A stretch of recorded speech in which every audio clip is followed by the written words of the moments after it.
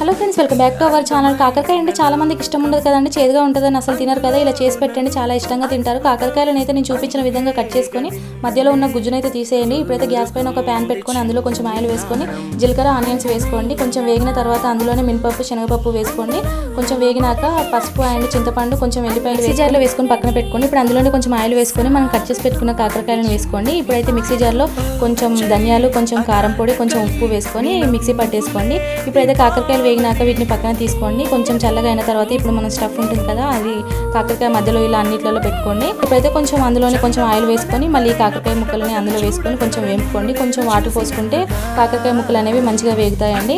ఒక 15 మినిట్స్ అలా మూత పెట్టి ఉంచిన తర్వాత ఇలా రెడీ అవుతుందండి. ఇంకా అంతే అండి, ఎంతో టేస్టీగా ఉండి కాకరకాయ కారం రెడీ అయిపోయింది. ఇప్పుడైతే వేడివేడి అన్నంలో వేసుకొని తింటే టేస్ట్ మాత్రం అదురుసండి. మరి ఈ రెసిపీ మీకు నచ్చిందా? నచ్చినట్టయితే ఒక లైక్ చేయండి, సబ్స్క్రైబ్ చేసుకోండి.